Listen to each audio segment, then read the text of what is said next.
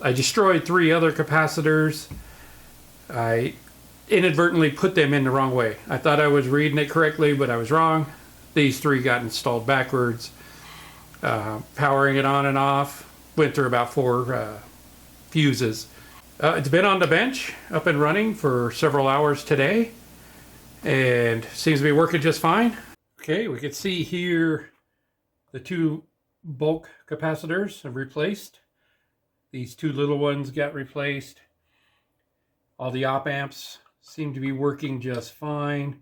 These are the 2 transistors that I replaced. Obviously one faces one way, the other one faces another direction. That's where my confusion was. I did not take enough pictures to keep me from putting one of them in backwards or both of them in backwards at least 1.5 times. Here's our high power switch. And here's this side with the fuses. I've cleaned all the controls. I got to do a little cleanup on the solder points. And one more capacitor right there. But this is it. Current limiting, voltage, coarse and fine tune. But this is the dual track mode. Check that all the controls on the power supply are fully clockwise and that the 400 milliamp max indicator light is off. Our 400 amp max indicator light is on. We are in a low power frame. We're not in a high power frame. Turned off.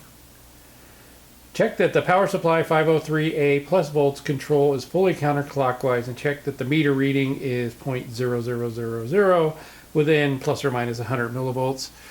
I am reading 11.91 millivolts. So we're at 11 millivolts, so we're well under 100 millivolts. Output on, it doesn't go up, goes up 11.22. Output off goes to 11.9. You can say check for the negative rail, negative line. Negative line comes out to 14.51, 14 millivolts. Turn it on, it goes down to 13.63 millivolts. Also crank it all the way up.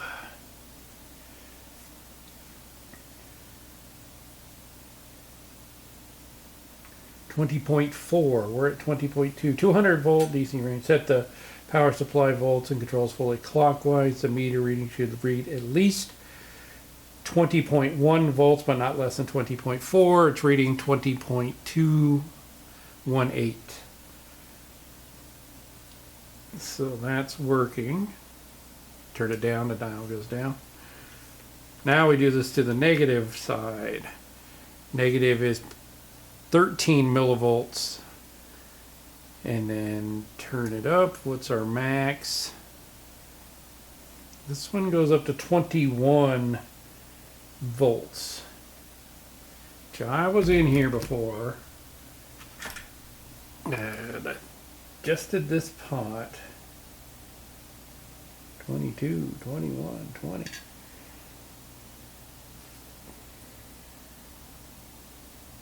20.1 to 20.4. We're at 20.7, 20.5, 20.4. 0.1 to 0.4 would be 2.5. I'm going to go with that. That's 20.20. 20.220, so it's 220 millivolts. 20.2. That's in spec. Okay. So go back over to the positive side. That down, this down, this down. So connect current reading of less than 100 milliamps for the 20 volt supply. Not current limited yet. Check for current reading of less than 100 milliamps for the 20 plus 20 volt supply. The power supply plus current limiting light should be off. Move the cable to the 85 volts.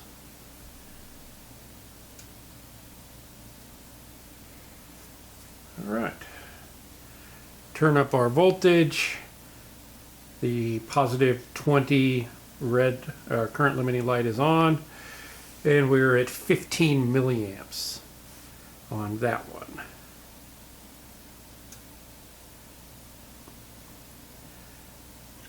Go to the negative side.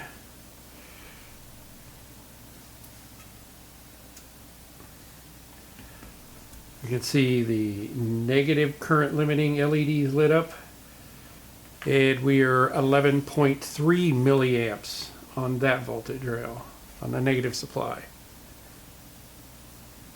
So that falls in specs. The low power bay with current turned all the way up, we're at 437 milliamps. If we were at a high power bay, it should be going up to 1000 milliamps to 1500 milliamps. And again, we're at 431 milliamps with current turned all the way up on the positive set power supply.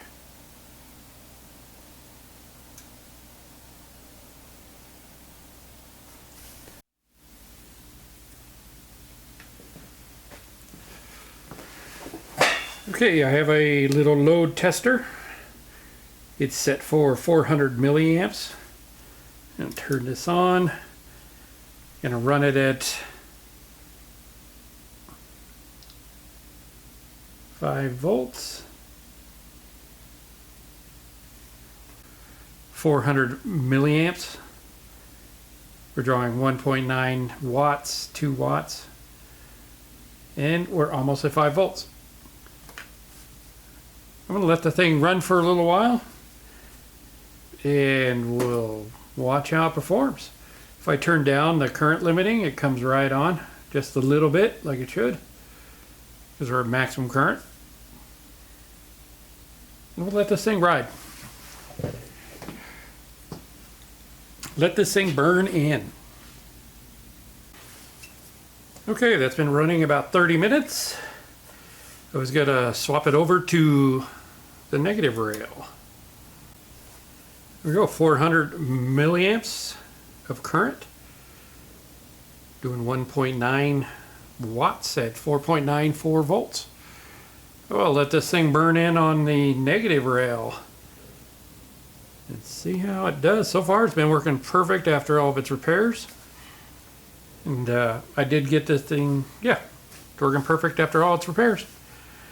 I'll get back to you guys in 30 minutes. It's been running well over a half hour on the negative voltage and the negative supply. Still doing 400 milliamps. We're still at 5 volts. Everything is rolling just like it should. Our temperatures are not too high. It's actually pretty decent. Go to load test this thing to 900 milliamps. And 19 volts.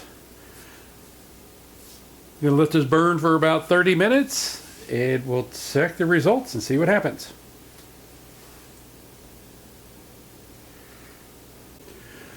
Alrighty, let's run the 900 milliamps on the negative voltage, the negative rail of the dual track and power supply. Let this go for a little bit, see how it holds up. Positive side did excellent. Pretty happy with that. Let's see how this negative side runs out. We'll keep the camera on and see if we see anything. This will be a great addition to my bench. Looking forward to using it on some of the projects when I work on them. This is the PS503 Tektronix power supply. Thanks for tuning in. Got this refurbished and gonna be in the bench and ready to go.